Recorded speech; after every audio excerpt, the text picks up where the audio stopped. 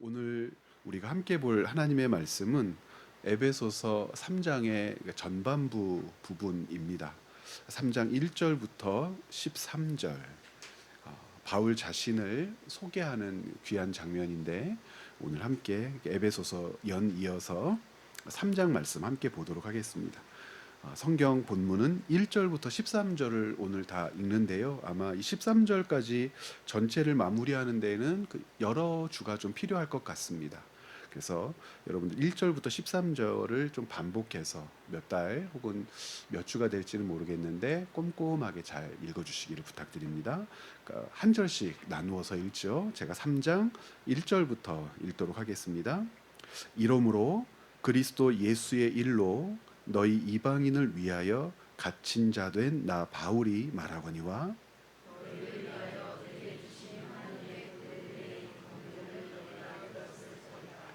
곧 계시로 내게 비밀을 알게 하신 것은 내가 먼저 간단히 기록함과 같으니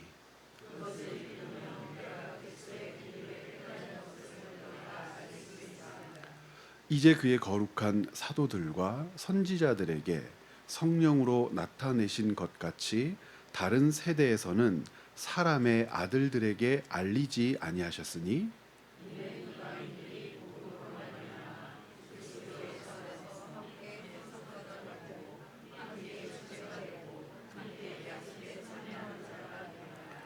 이 복음을 위하여 그의 능력이 역사하시는 대로 내게 주신 하나님의 은혜의 선물을 따라 내가 일꾼이 되었노라.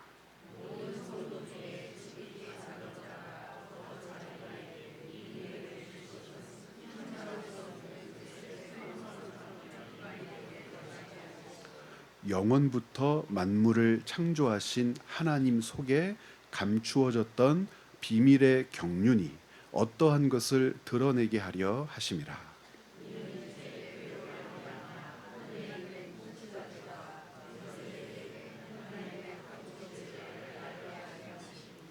곧 영원부터 우리 주 그리스도 예수 안에서 예정하신 뜻대로 하신 것이라.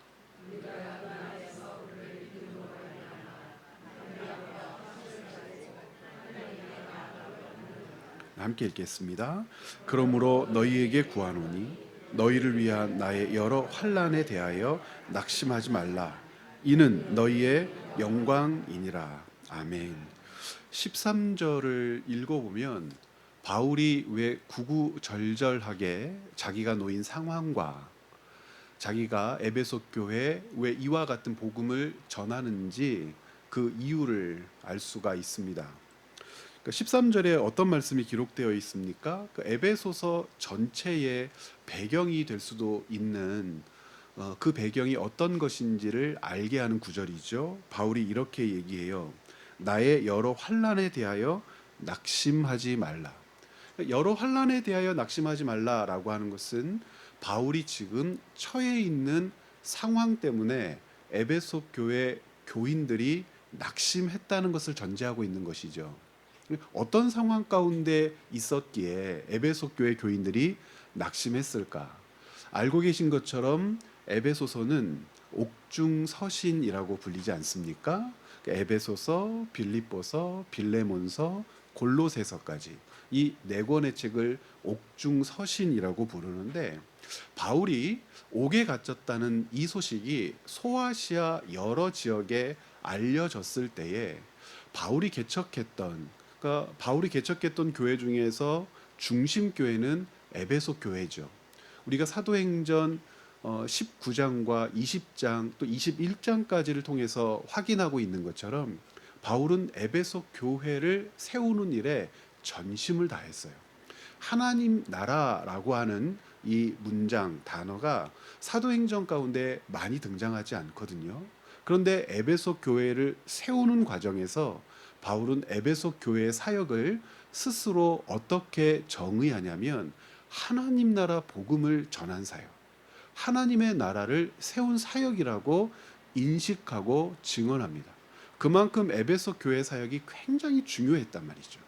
3년 가까운 세월 동안 2년에서 3년 사이에 그 오랜 세월 동안 에베소 교회에서 사역하는 동안에 소아시아에 있는 많은 사람들이 그곳에 와서 훈련받고 목회자로 양성되고 바울이 직접 개척할 수 없었던 지역에까지 나아가서 교회들을 세우고 하나님 나라 복음을 전하는 기지의 역할로서 에베소 교회가 잘 다듬어졌단 말이죠.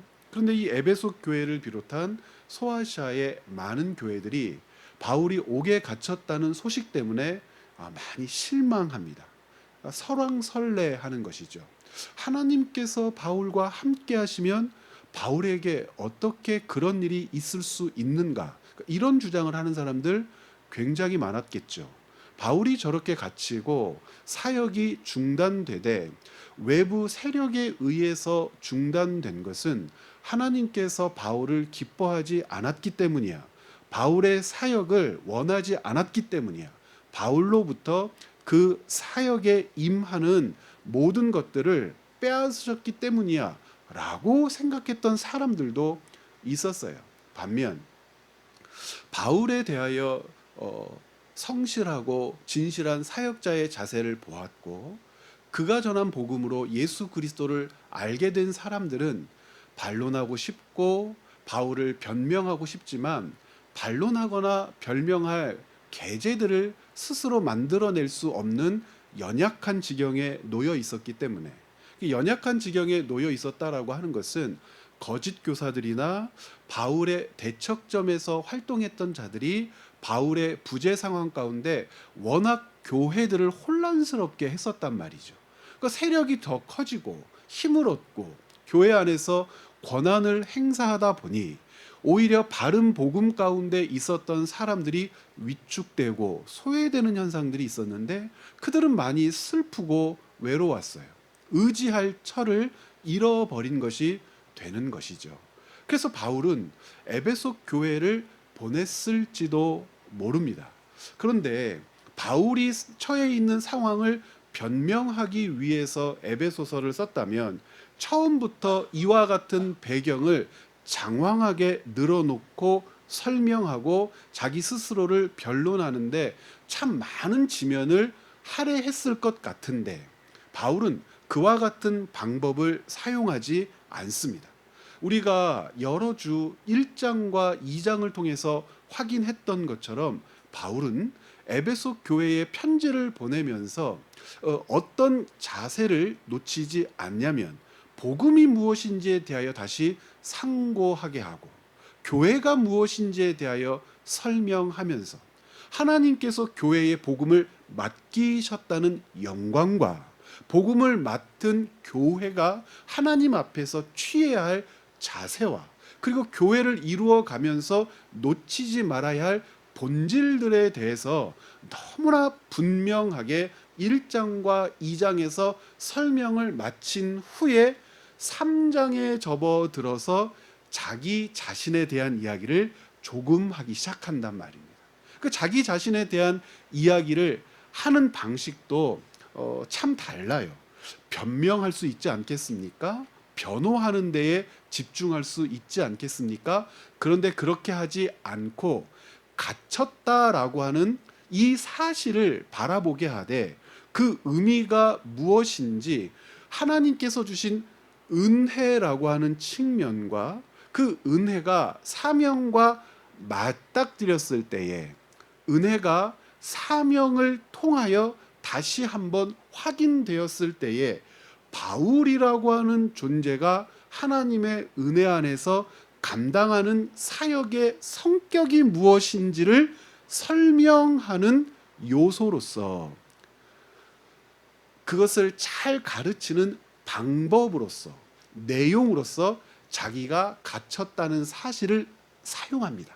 무슨 말이냐면 내가 갇혔는데 나는 죄가 없어 라고 하는 말을 하기 위해서 갇혔다는 말을 하는 것이 아니고 갇혔다라고 하는 이 사실 자체가 하나님께서 바울이라고 하는 사람에게 베푼 은혜와 그 은혜 위에 세워진 사명의 한 부분이라고 하는 사실을 가르친다는 거예요. 그러니까 갇혔다라고 하는 것도 자기가 예수 그리스도의 종으로서 감당하고 있는 일의 한 내용이며 측면이며 하나님께서 자기를 사용하시는 방식, 방법 중에 하나라고 이야기를 해요. 그 사람들이 궁금해할 수밖에 없는 거죠. 갇혔다라고 하는 것은 불행한 것이고 패배한 것이고 멈춘 것이고 버려진 것이고 힘을 잃은 것인데, 바울은 지금 3장을 통해서 갇혔다라고 하는 것을 어떻게 설명하고 있냐면 하나님께서 나를 사용하시는 방식 중에 하나라고 얘기를 한단 말입니다. 이것이 고린도 후서 11장에서 고린도 교회에 바울이 자기 자신을 설명하는 방식과 굉장히 맞닿아 있어요. 조금 있다가도 한번 살펴볼 텐데, 바울이 유대인들에게 매맞았다는 이야기를 열심히 하거든요. 유대인들에게 몇 번 쳐맞은지 아세요? 혹시? 5번을 쳐맞았다고 해야 되죠. 왜냐하면은 40에 하나 감한 매를 5번 맞았다 이렇게 얘기를 합니다. 그런데 사람들이 생각할 때 매를 맞았다 그러면 전도 여행을 다니는 중에 이방인에게도 맞고 유대인들에게도 맞았다라고 생각하는데 유대인에게만 맞았어요. 왜 40에 하나 감한 매냐면 신명기에 나와 있는 율법을 적용한 것이거든요. 40대를 때려서 살아있으면 놓아주고 그를 방면해야 되니까 그의 죄를 붙들고 있으면서 계속 정죄하기 위해서 39대만 때린 것이거든요. 이렇게 5번 맞아요. 옥에 갇히기도 하고 풍랑을 맞기도 하고 강도를 당하기도 하고 이방인이나 유대인의 위협을 피해서 목숨을 보존하는 것이 얼마나 고통스러웠는지를 참 자세하게도 설명합니다. 그런데 그 모든 것들이 왜 중요하냐면 이 모든 과정들을 사용하셔서 하나님께서는 지금 너희들에게 복음이 전파되게 하셨다는 거예요. 그러니까 로마에 갇혀 있는 상태에서, 이때가 60년도 초였을 거란 말입니다. 누구 황제 때였을까요? 네로라고 하는 황제 때였습니다. 50년도 중반부터 시작해서 68년까지 네로가 통치를 하는데, 바울이 로마 감옥에 1차 투옥되었을 당시의 황제가 네로고요. 바울은 예루살렘에서 주장하기를 카이사에게, 세이저에게, 즉 로마의 황제에게 재판을 받겠노라 요청해서 예루살렘으로부터 로마까지 이송된 것이거든요. 그런데 그 재판의 주체가 누구냐면 네로입니다. 그래서 결국 바울은 잠시 풀려났다가 다시 투옥되어 2차 투옥 때에 67년에서 8년 사이에, 아마도 67년이 가까웠을 것 같은데, 그때 참수형을 당하고 순교하게 되죠. 지금 에베소서 3장의 이 가르침이 없었다면 바울의 죽음이라고 하는 것은, 옥에 갇힌 것만으로도 소아시아에 끼친 그 실망과 좌절과 바울에 대한 신뢰를 버려버림과 수많은 요소들이 교회를 어려움에 처하게 했는데, 바울이 죽었다, 그것도 참수형을 당했다, 바울뿐만 아니라 베드로도 참수형을 당해, 베드로는 십자가에 거꾸로 달려 죽었다라고 하는 소식이 전해졌을 때 이 소아시아의 교회들이나 복음을 들었던 이방인들이 당했을 그 위협이나 그 고통은 어땠을까요? 조금 전에 얘기했던 고린도 후서 말씀이나 이 에베소서 같은 이 말씀들은 바울이나 베드로나 다른 사도들이나 주의 일꾼들이 놓인 삶의 현장들을 이해하고 깨닫게 하는 아주 중요한 요소로 작동한단 말이에요. 그래서 오늘 말씀을 살펴볼 때에 이 전제를 여러분들이 기억하시면서 오늘 말씀도 읽고 들으셨으면 좋겠어요. 은혜라고 하는 것은 보편적이죠. 이 보편적이라고 하는 말은 누구에게나라고 하는 말과 우리에게만이라고 하는 말을 동시에 품습니다. 보편적이라고 하는 말이 동시에 품을 수 없죠. 왜 그렇죠? 보편적이라고 하는 말은 누구에게나라고 하는 전제가 깔려 있는 거잖아요. 그러니까 은혜라고 하는 것이 일반 은총, 하나님의 섭리와 통치의 측면에서는 온 세상 사람들에게 끼치는 하나님의 참 좋은 선물이에요. 사람이 살게 하도록 온 우주의 질서를 쥐고 다스리고 계시니까. 그런데 이 은혜가 영원한 생명과 죄 용서와 구원이라고 하는 측면에서 조망되어질 때 보편적이다라고 하는 은혜는 누구에게 보편적이다라고 하는 은혜로 받아들입니까? 예수 그리스도의 백성들, 하나님의 사람들에게 은혜는 보편적이죠. 은혜가 없이 우리가 살 수 없지요. 우리가 구원받은 것을 은혜라고 이야기하잖아요. 그런데 이 은혜라고 하는 기초 위에, 이 은혜라고 하는 반석 위에 하나님께서는 이 땅에 있는 그리스도인들에게 무엇을 주시냐면 소명 혹은 사명이라고 하는 것을 주세요. 인식했을 때는 우리가 그것을 소명이라고 부르고, 감당해가는 과정에서 우리는 그것을 사명이라고 부릅니다. 같지가 않아요. 소명이라고 하는 것은 막연한 우리의 기대와 하나님의 기대가 만나는 지점을 이야기하는 것이고, 사명이라고 하는 것은 하나님께로부터 왔음을 확신하는 사람이 붙들며 살아내는 그리스도인의 삶을 이야기합니다. 그런데 이 소명과 사명이 무엇 위에 세워지냐면 은혜 위에 세워지는데, 이 소명과 사명이 은혜와 만났을 때는 한 사람 한 사람마다 특별하고 독특하며 제한적인 역사를 감당해내게 됩니다. 무슨 뜻이냐면 어떤 그리스도인에게 삶은 다른 그리스도인과 비교했을 때에 녹록지 않을 수가 있어요. 어떤 그리스도인은 다른 그리스도인에 비해서 참 힘들고 고단한 인생이 반복될 수도 있어요. 그럼 우리가 어떻게 생각하죠? 그 모습들을 바라보면서 기도하면서 그 어려운 지경에서 놓이기를 바라기도 하고 하나님의 도우심을 간절히 구하기도 하지만, 어떤 그리스도인이 다른 그리스도인에 비하여 편안하고 화목하며 모든 것이 풍요롭다고 했을 때에 가질 수 있는 참 어처구니없는 생각들이 있습니다. 어떤 거죠? 나는 그 사람보다 더 복을 받았어 라고 한다든지, 하나님의 더 큰 사랑을 누리고 있어 라고 한다든지, 하나님이 나를 어떤 사람들보다 더 많이 사랑하셔 라고 하는 사람이 생길 수 있단 말입니다. 여러분, 그러면 됩니까? 안 됩니까? 그럴 수 없어요. 왜 그러죠? 우리가 살아가는 모든 삶의 양태라고 하는 것은 무엇 위에 세워지기 때문에 그렇습니까?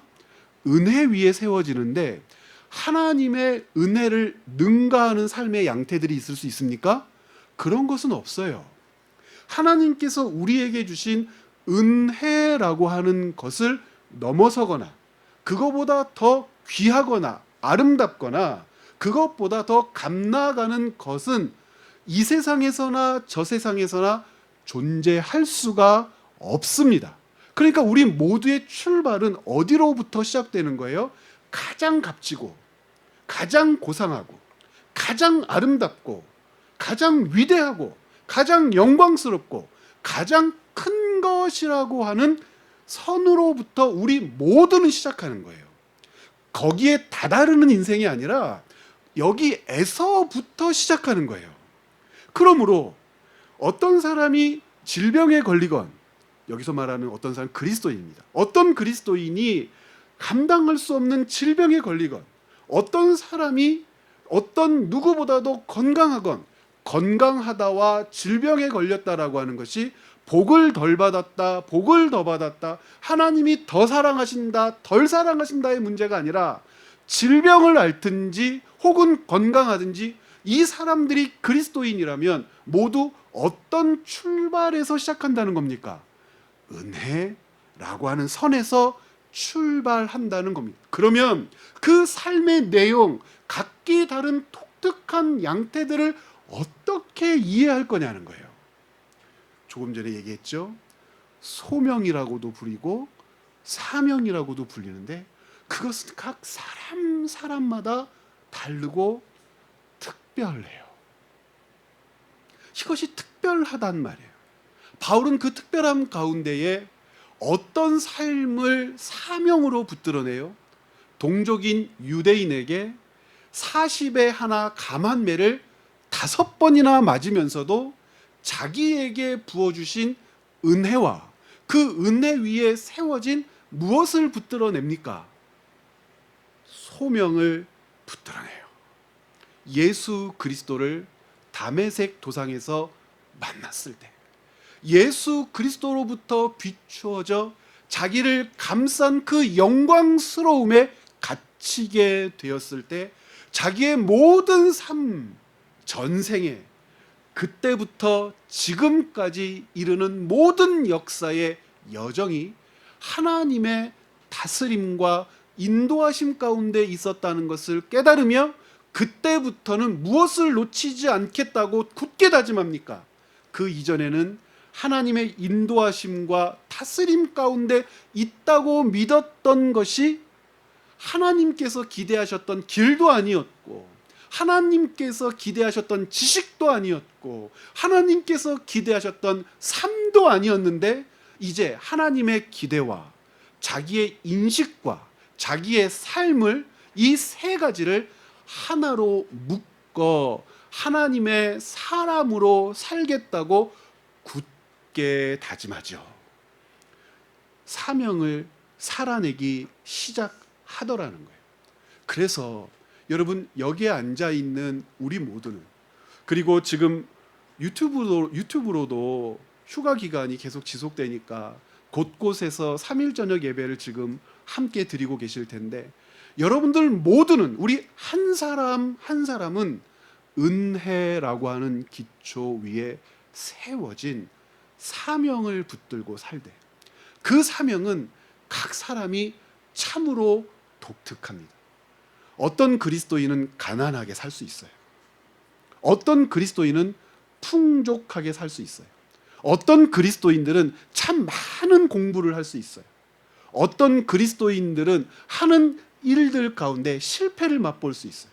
어떤 그리스도인들은 삶 자체가 너무 고단하고 힘들고 지칠 수도 있어요. 그와 같은 우리의 삶을 어떻게 읽어내야 하는지를 바울은 이 에베소서 3장을 통하여 에베소 교회 교인들에게 가르치는 거예요. 그 가르침 가운데에 자기의 갇힘을 예로 들어서 감옥의 삶을 예로 들어서 그의 복음 전파의 상황과 여정을 예로 들어서 나는 이와 같은 특별한 삶을 산다. 그런데 이것은 어떻게 이해하기를 바라고 있는 겁니까? 바울은 특별하다가 아니라 놓치면 안 되는 것. 당신들의 삶도 하나님 앞에서 어떻다는 거예요? 특별하다. 왜 특별하다는 거죠? 당신만 할 수 있는 일인 거예요. 당신만 살아낼 수 있는 삶이 있는 거예요. 나는 내가 살아내는 삶이 있는 것인데 당신의 삶과 내 삶을 비교할 때 우월하다, 뛰어나다, 더 자랑스럽다 할 수 없는 이유는 가장 고상하고 아름답고 귀하고 복된 것으로부터 당신과 내가 출발했기 때문에. 무엇이죠? 예수 사건, 하나님의 은혜. 그것을 에베소서 1장과 2장에서 참 잘 설명했죠. 그래서 반복해서 가르쳤던 대조가 무엇이었습니까? 이방인이나 유대인이나 할례자나 무할례자나 우리 모두가 어디에서 시작한다? 예수 그리스도의 은혜, 그 예수 사건으로부터 시작된다면 누가 누구를 무시하냐는 거예요. 그리고 사람을 부러워할 이유가 있냐는 거예요. 무엇이 그토록 아쉽냐고 물어보는 거예요. 그리고 더 나아가서 당신의 그 고단하고 지치고 힘든 삶의 여정은 귀하다, 가치가 있다고 얘기하는 거예요. 만약 고단한 삶이 가치 없는 삶이라면 가장 불행한 존재가 누구라고 얘기해요? 바울이 자기라고 얘기를 하는 거예요. 그래서 자, 이와 같은 배경을 가지고 여러분들 1절을 한번 보시기를 바랍니다. 제가 읽어볼게요. 이러므로 그리스도 예수의 일로 너희 이방인을 위하여 갇힌 자 된 나 바울이 말하거니와. 문장을 분석해야 돼요. 되게 재밌는 문장입니다. 그리스도 예수의 일이 무엇이죠? 이방인을 위하여 사역하는 거예요. 그런데 놀랍게도 이방인을 위하여 사역하는 가장 중요한 중심, 핵심은 무엇입니까? 자, 이방인을 위하여 어떻게 할 수 있죠? 이것도 할 수 있고 저것도 할 수 있고 이렇게도 할 수 있고 저렇게도 할 수 있는데 그 모든 것의 중심, 근거는 예수 사건입니다. 이 예수 사건, 예수 그리스도의 복음을 전하기 위하여 이렇게도 하고 저렇게도 하는데 그 이렇게도 하고 저렇게도 한 것 중에 무엇도 있다는 겁니까? 옥에 갇힌 것도 있다는 거예요. 그러니까 전환을 요청하는 거죠. 불행한 거 아니야. 하나님이 나를 버리신 거 아니야. 나를 외면하신 거 아니야. 불행한 것도 아니고 나를 버리신 것도 아니고 나를 외면하신 것도 아니라면 내가 갇힌 일로 말미암아 그래서 이 단락의 마지막 구절에 뭐 하면 안 되는 거죠? 낙심하면 안 되는 거죠. 이 일 자체를 바라보면서 하나님께서 이루어 가시는 놀라운 은혜를 목도하며 하나님께서 바울을 사용하시는 그 역사를 주목하되 마음 가운데 소망의 끈을 놓지 않아야 한다는 거죠. 이렇게도 사용하시고 저렇게도 사용하시는 하나님이 지금은 바울을 어떻게 사용하신다는 겁니까? 옥에 갇히게 함으로 사용한다는 거예요. 그러므로 성경을 꼼꼼하게 읽는 분들은 아실 거예요. 바울이 왜 옥에 갇히게 되었죠? 2차 전도 여행이 마무리되고 배를 탈고 예루살렘으로 옮겨가서 예루살렘에 가면 안 된다라고 이야기했던 참 여럿의 동료들의 그 권면을 무시하면서 가지 마십시오. 가면 잡힙니다. 가지 마십시오. 가면 당신이 해침을 당할 겁니다. 아가보 같은 선지자는 바울의 허리띠를 가져다가 자기의 손발을 묶고 예루살렘으로 내려가면 당신이 이렇게 묶이게 될 겁니다. 이 모든 일들을 들었을 때에 바울은 그와 같은 주위의 권면을 가지 말라고 듣습니까? 가라고 듣습니까? 상황은 어때요? 가지 말라는 상황이지 않습니까? 가면 매맞을 겁니다. 가면 잡히게 될 겁니다. 가면 모진 곤욕을 당하여 옥에 갇히게 될 겁니다. 여러분 생각을 한번 해보십시오. 지금 사도행전을 지금 공부할 때가 아니라 펴서 읽으면 시간이 너무 오래 갈 것 같아서 그냥 이렇게만 설명을 좀 하겠습니다.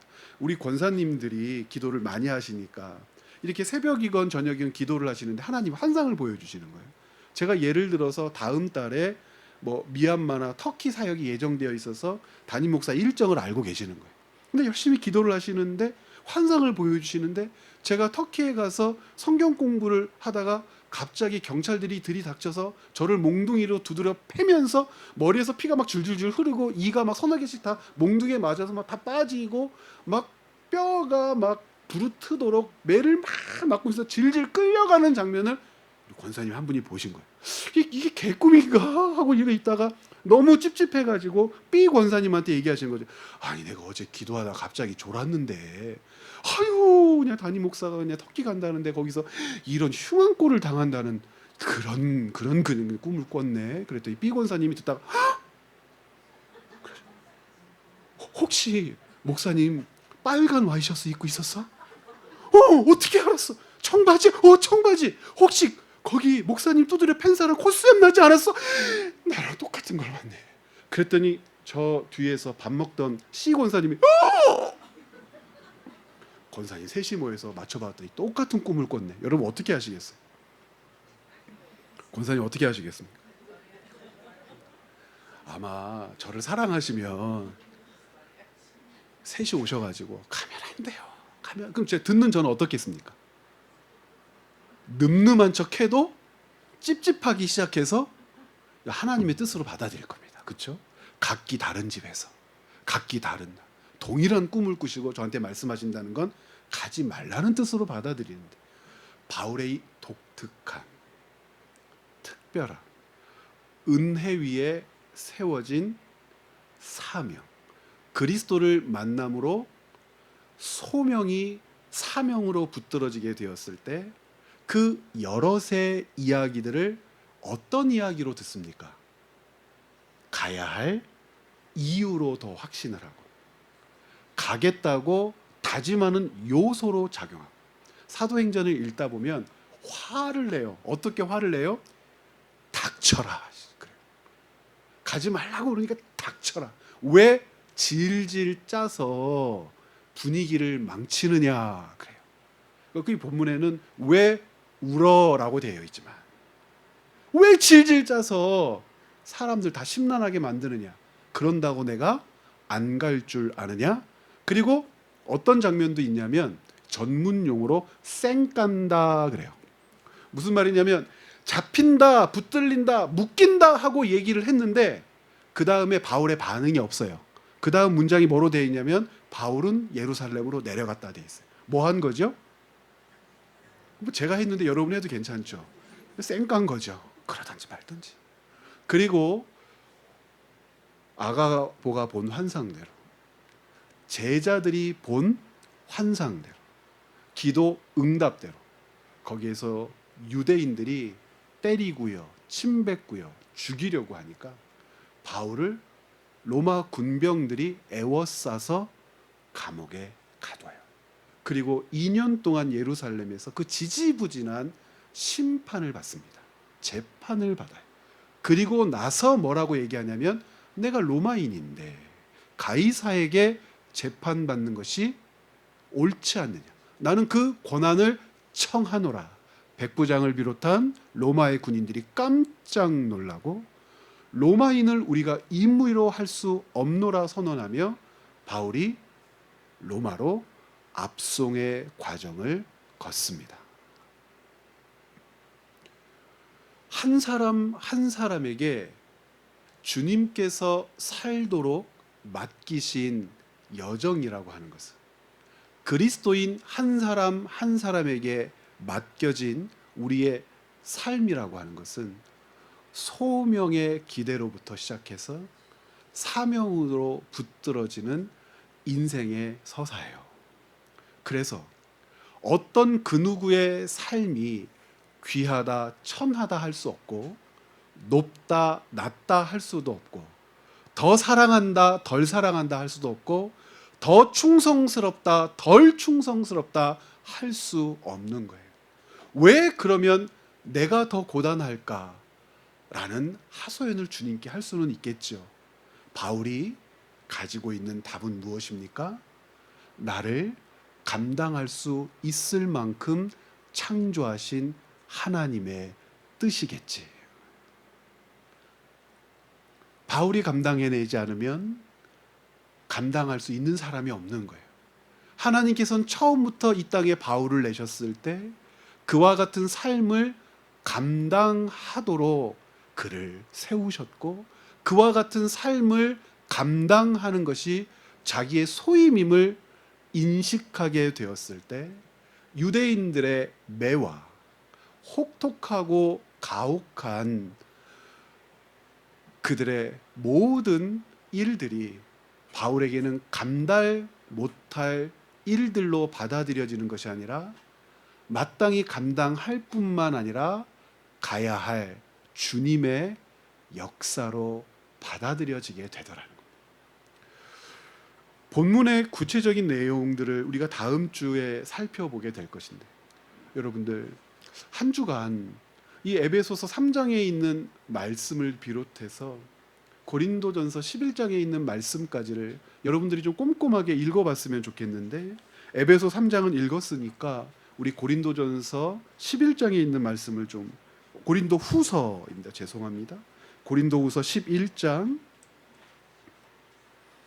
22절부터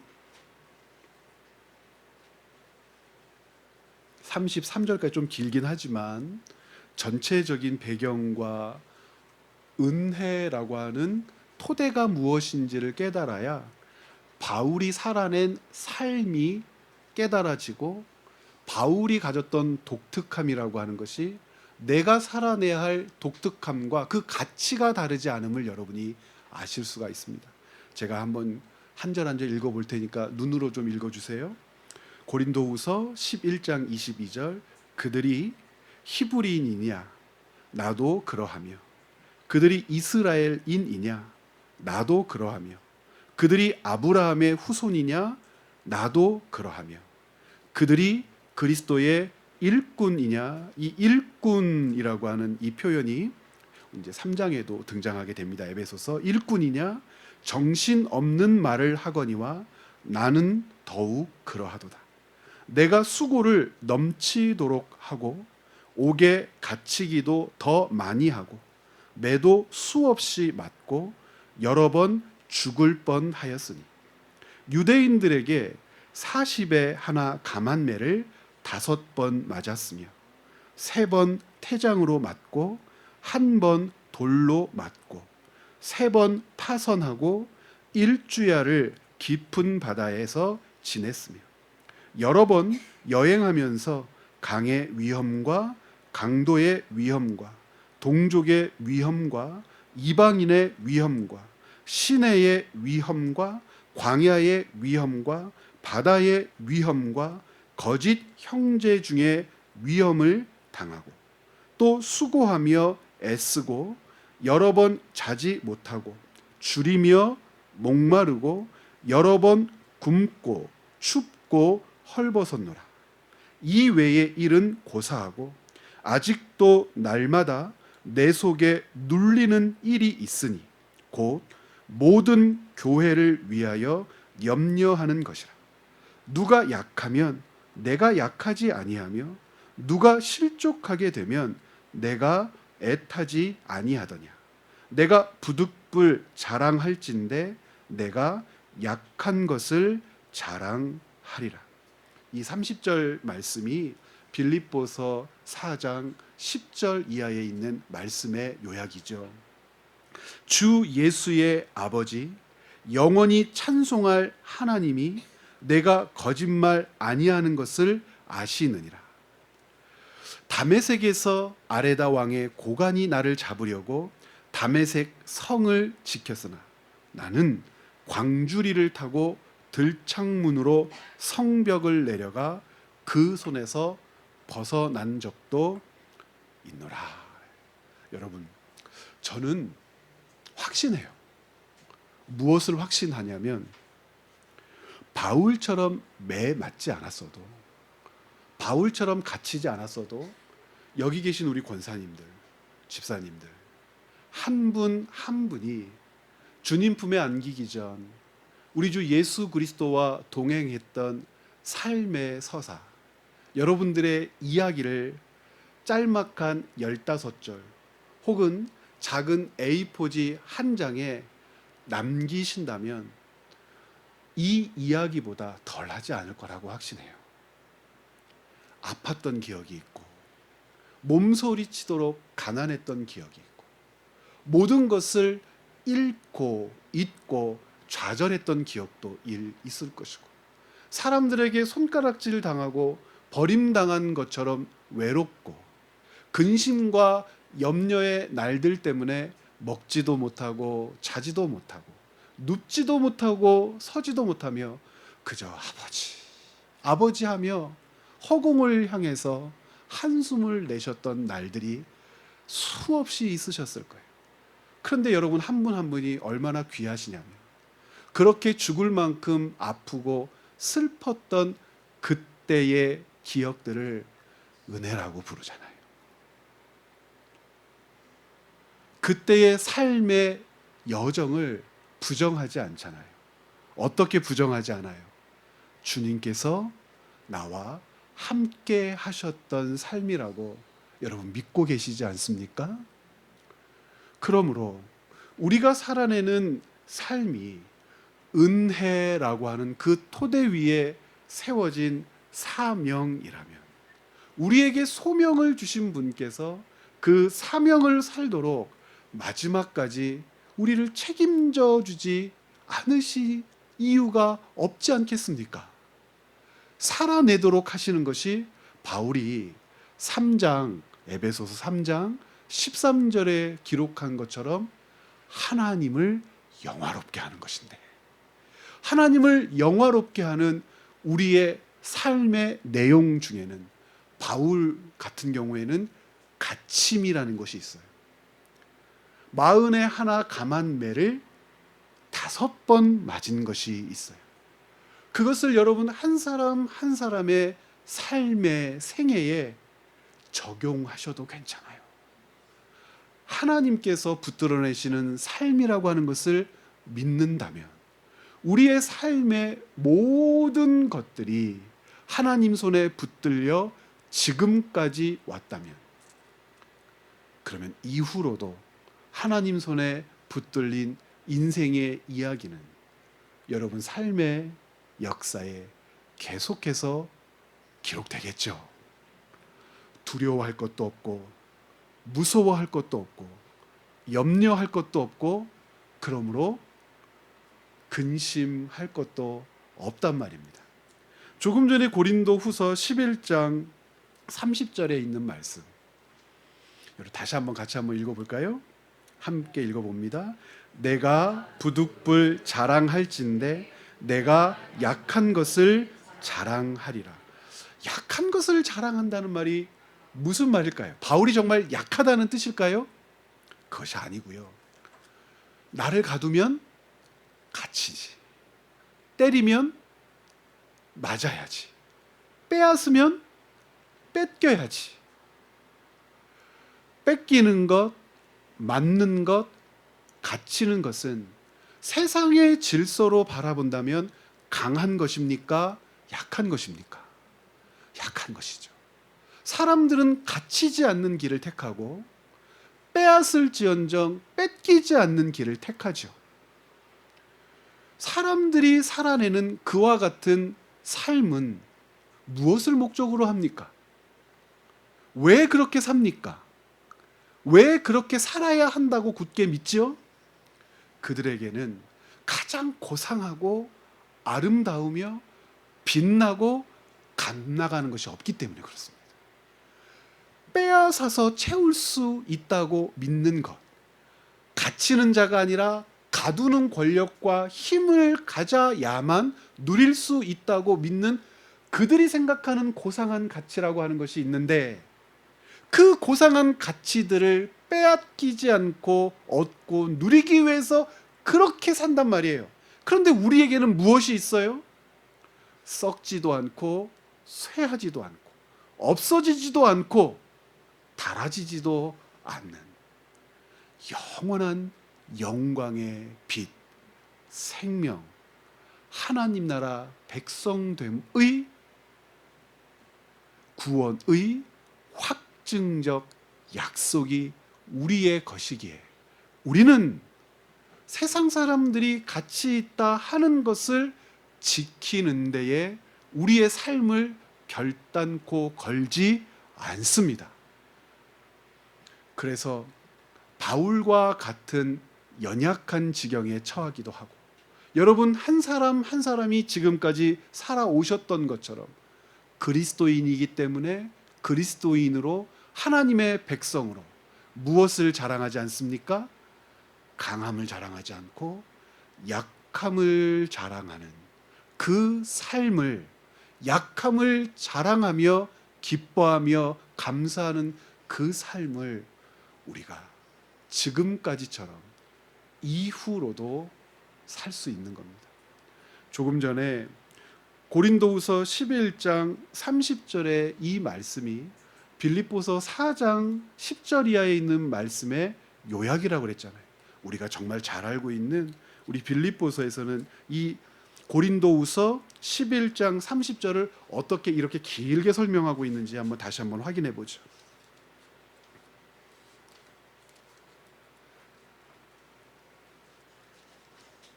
4장 10절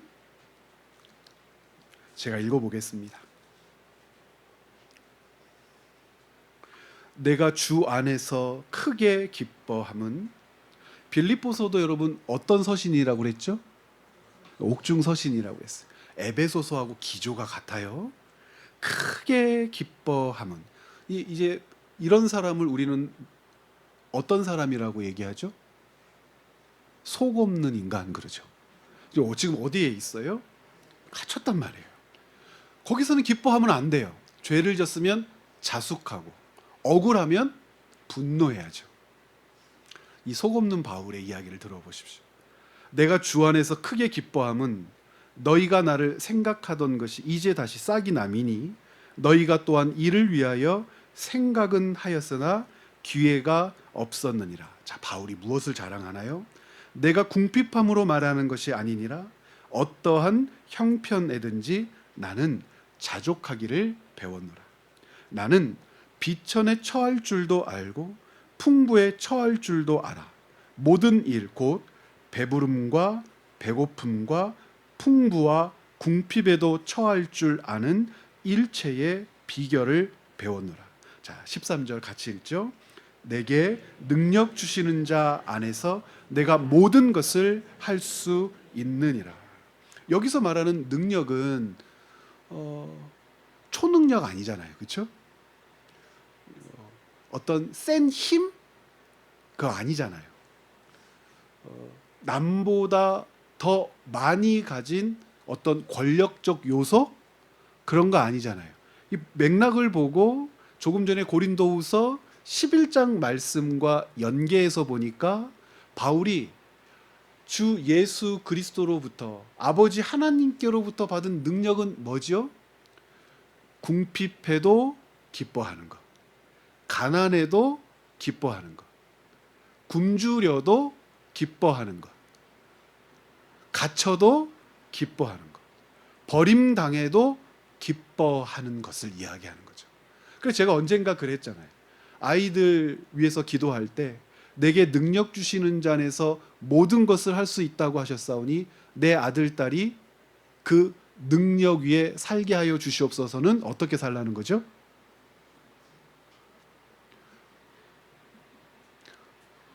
얼마나 귀한 기도입니까? 여러분 꼭 그렇게, 그런데 무섭잖아요. 그렇죠? 바울이 이야기하는 내가 약한 것을 자랑한다는 것은 그래서 바로 이것입니다. 3장에 대한 이와 같은 배경을 인지하면서 읽으면 여러분 왜 3장의 기록을 에베소 교회 교인들에게 이렇게 기록하여 보냈는지를 이제 아실 수 있을 겁니다. 우리가 다음 주에 만나서는 그래서 1절부터 조금씩 3장에 있는 내용을 해설하고 또 공부하는 시간을 그렇게 갖도록 하겠습니다. 3장을 주중에 여러 번 읽으실 수 있으면 좋겠고, 함께 고린도후서 11장 말씀도 읽고 다음 주에 수요일에 함께 만나서 본문을 함께 살펴보는 그런 시간 갖도록 하겠습니다. 우리 그래도 이렇게 슬픈 설교를 들은 날은 서로를 위로해 줘야 합니다. 지금까지 살아오셨던 당신의 삶이 헛되지 않습니다. 함께 잠깐 좀 위로하고 우리 헤어질까요?